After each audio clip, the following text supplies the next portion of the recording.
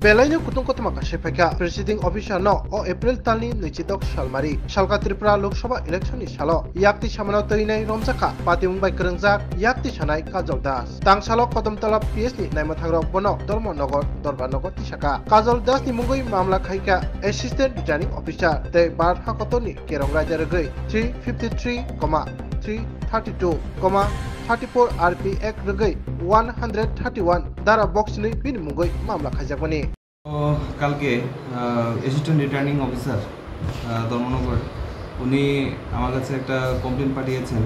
একটা ওনাদের কাছে ভিডিও ভাইরাল হয়েছিল যে গত লোকসভা নির্বাচনে পোলিং স্টেশন নাম্বার 55-22 বাগবাসার অন্তর্গত সেখানে প্রিসাইডিং অফিসারকে কিছু মানুষ ফিজিক্যালি অ্যাসাল্ট করেছে, একটা ভিডিও ভাইরাল হয়েছিল। তো সেই ভিডিওর উপর ভিত্তি করে উনি sector officer, civil sector officer, micro observer তাদের রিপোর্টের উপর ভিত্তি করে আমাদের কাছে একটা কমপ্লেন লঞ্চ করেছেন কাজল দাস এবং কিছু আননোন মিসক্রিয়েন্টসের বিরুদ্ধে, যে তারা প্রিসাইডিং অফিসারকে ফিজিক্যালি অ্যাসাল্ট করেছেন।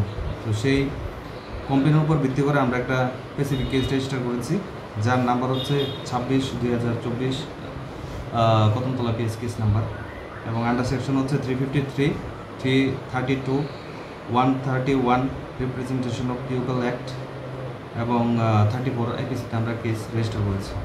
তো ইনভেস্টিগেশন চলছে এবং আইনানুগ ব্যবস্থা নেওয়া হবে। কাউকে কি অ্যারেস্ট করা হয়েছে? এখন অবধি অ্যারেস্ট করা হয়নি, কিন্তু আইন অনুযায়ী যা যা করণীয় সবই হবে। যে ভিডিও ফুটেজটা ভাইরাল হয়েছে সেটা কি আপনারা পেয়েছেন? হ্যাঁ, পেয়েছি। ভিডিওতে তো ক্লিয়ার আছে কে বা কারা মারছে। সেখানে কাজল দাস আছে এবং কিছু আননোন আছে, যারা ইনভেস্টিগেশন বেরিয়ে আসবে। বিধায়কের বিরুদ্ধে কি কোনো?